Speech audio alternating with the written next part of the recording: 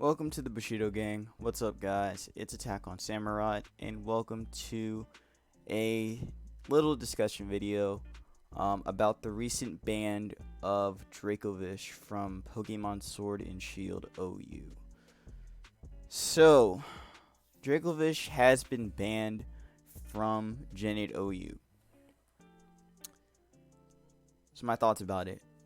I expected it. It was gonna happen. It was guaranteed. It was guaranteed to happen. Like, I'll break it down for you, honestly. But before we get started, though, make sure to leave a like, comment, and subscribe. Follow me on Twitter. Join my Discord Bushido Gang and subscribe for some more content on the channel. Also, follow me on my Pokemino and check out my Smokearm profile. All those links will be down in the description. So let's talk about Fish and why it got banned. So, Dracovish has a very strong stab water type move that's also boosted by Strong Jaw and only works and does double the damage when you're faster than your opponent.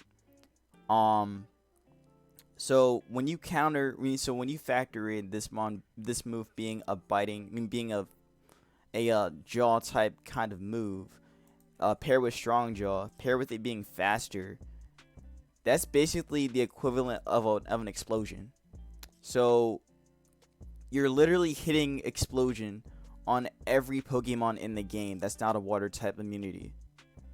And even resistances get messed up by it. So for example, something like Ferrothorn can get 2 KO'd potentially, or has a chance to get 2 KO'd by Dracovish in Rain.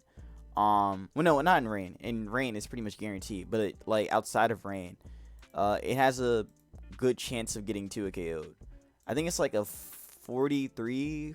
It's like a mid 40% range for it to actually get 2 KO'd by Dracovish, which is very, very insane. So literally, a lot of people had to run a water immunity, and one of the best water immunities for it was Seismitoad, since it had a couple things it can do against it. It can knock off its helmet, it can knock off its band or choice scarf. It could also toxic it and wear it down, or again just force it out. So yeah, Toad was pretty much like the premier water immunity to it, and with that in mind, Seismitoad will probably be dropping as well. It's still a pretty solid mon overall, but this mon probably will be dropping. I expect it to drop in the NU probably by the end of the next DLC. Maybe actually it'll probably drop before the end of before the last DLC drops. But yeah, I do expect Toad to be dropping probably in the NU by then.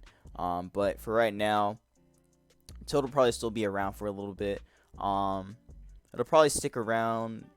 It'll stick around for a bit, honestly. It's still pretty solid on for the most part, because it's really good against rain teams anyway. And it's just a really solid defensive wall too. Not like the best defensive wall. Like there are plenty other defensive walls, but this is like the premier one that has been getting a lot of usage because of Dracovish. So again, with Dracovish going, that does also mean that Toad is going to be going eventually. But yeah, again, once your water immunity or your resist is gone, Dracovish just kills everything else. So yeah, and the one thing that's really funny about this mon is that you could literally just run 2 moves with it and you'd be fine. Or you could just run Fish's Ren and you'd be fine anyway. Like, that's what makes this mon ridiculous, is that this move right here and its ability just makes it unstoppable. I mean, makes it unstoppable without a water immunity on your team or some kind of resist that can wear it down. Again, Ferrothorn with Rocky Helmet is pretty much like your only bet if you don't have a Toad. Like that's your only bet if you don't have a Toad or some kind of water immunity. Again, some examples of other water immunities besides Toad. You could have used Vaporeon. There's also Jellicent. Granted, it's not the best because, you know, ghost types are around, so Jelly can get messed up by them. There's also what else?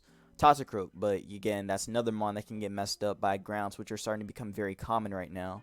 So literally, Ferrothorn and Vaporeon are options that you had.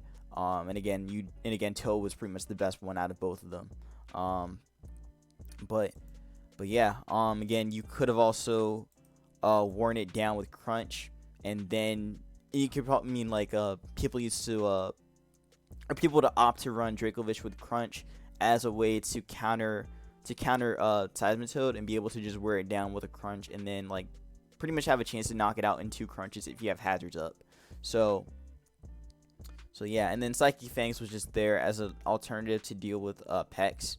But granted, you don't even have to do that because you could just Fish's Rend it and it'll probably die. Again, like the one spike from this mon that really got people's attention was when somebody, I don't think it was, actually I think it was Blunder that found it out first, where this mon was able to Oko a Toxapex in rain on a switch, and I'm pretty sure. So that's just saying a lot. That's saying a lot about how devastating this mon was.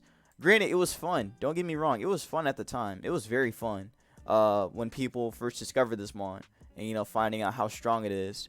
But then it just started to become more of a nuisance as the meta went on. So yeah.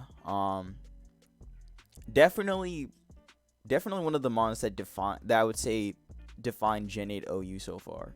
That and Galarian Darm. Like, those two definitely have been, like, monsters that have defined this generation.